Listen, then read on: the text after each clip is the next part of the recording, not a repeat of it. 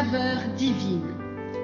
Cette bonne nouvelle du royaume sera prêchée dans le monde entier pour servir de témoignage à toutes les nations. Alors viendra la fin. Ce pain céleste vous est présenté par Immaculée Niraneza.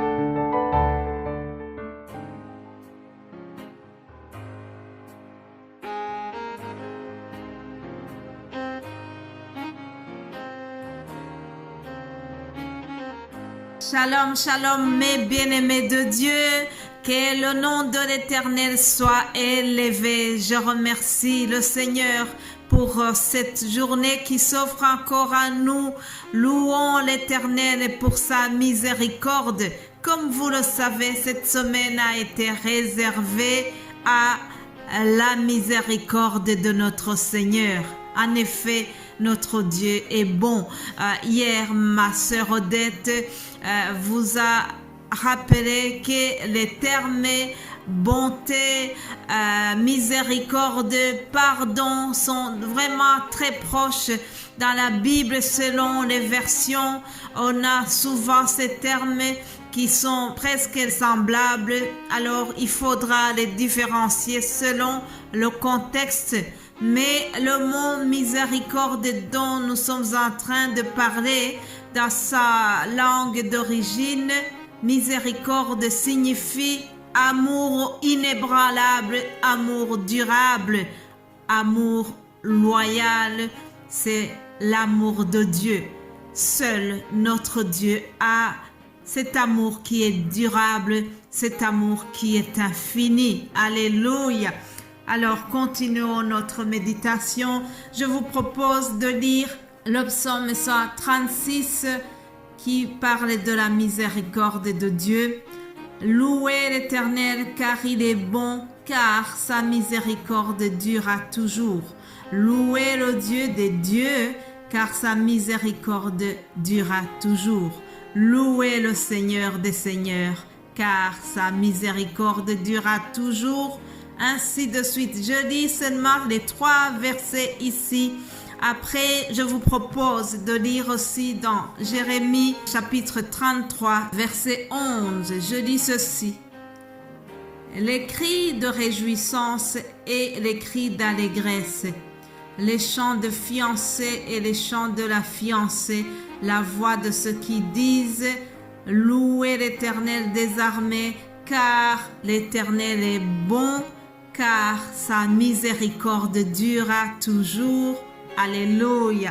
Mes bien-aimés de Dieu, ce verset que nous venons de lire dans Jérémie, il faut que je souligne le contexte dans lequel ces paroles sont données. Vous savez, le prophète Jérémie a été appelé très tôt, à l'âge de 17 ans. Alors, il a vécu dans un contexte qui est très critique parce qu'il y avait vraiment une crise spirituelle dans son pays. Il y avait une crise. Le peuple d'Israël s'est mal comporté. Alors Dieu a été fâché. C'est dans ce contexte-là qu'il y a eu la destruction du temple de Salomon, par exemple. Il y a eu aussi la grande ville de Jérusalem qui a été détruite. Et la suite, c'est que les habitants ont été amenés en captivité à Babylone. Alors, vraiment, le peuple était dans la tristesse, le peuple était désespéré. Mais c'était la punition. C'était ça, la punition que Dieu leur a réservée après avoir désobéi, après qu'ils ont commencé à prier les idoles. Tout cela était la conséquence de leur désobéissance à Dieu. Alors, c'est dans ce contexte-là que Jérémie a exercé son ministère. Pendant longtemps, nous voyons Jérémie qui est triste, nous voyons le peuple qui est désespéré. Une fois dans la captivité, tout le monde était triste. Ils se demandaient si Dieu les avait rejetés complètement.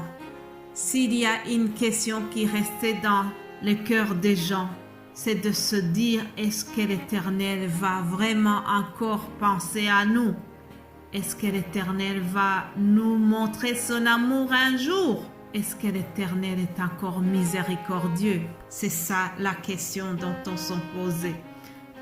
Mes bien-aimés de Dieu, aujourd'hui retenez une chose.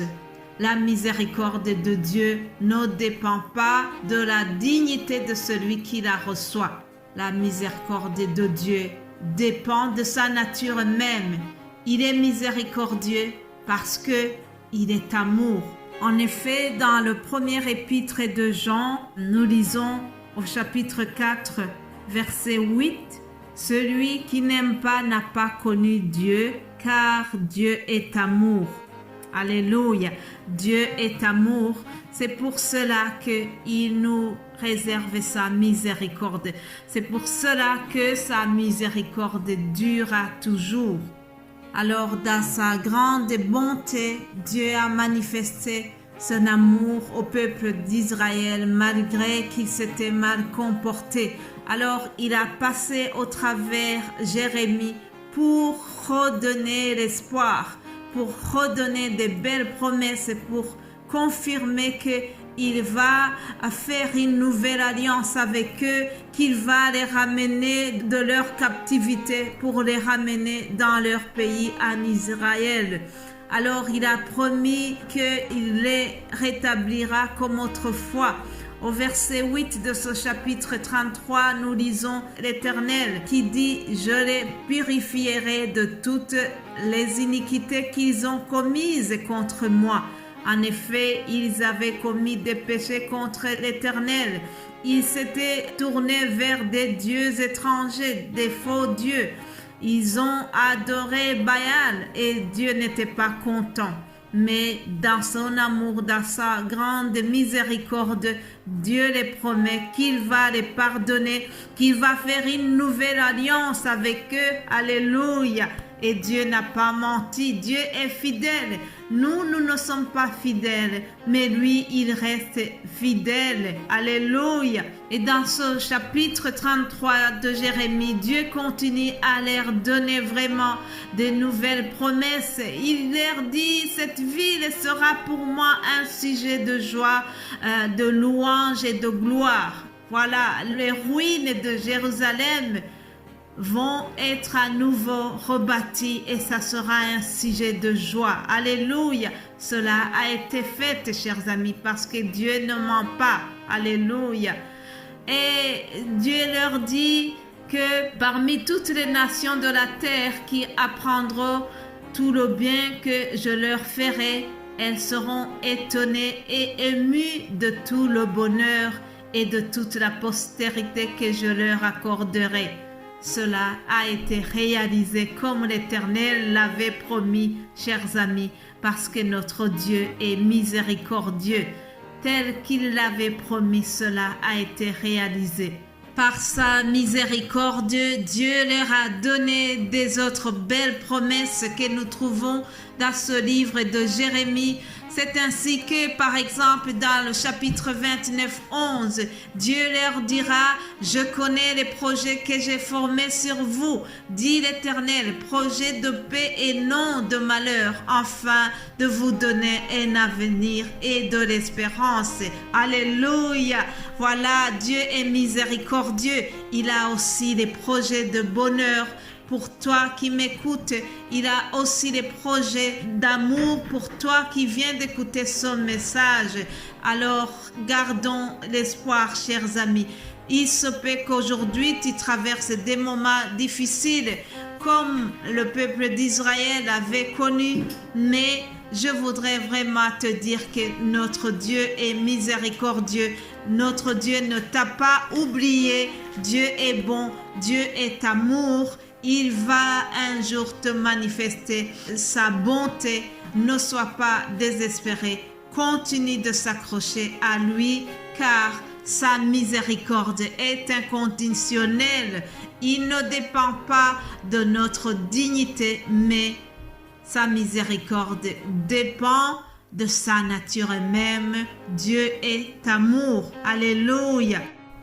Le peuple d'Israël a expérimenté cette miséricorde de Dieu lorsqu'ils sont rentrés de la captivité. Ils ont chanté ce cantique que nous avons vu dans le psaume 136.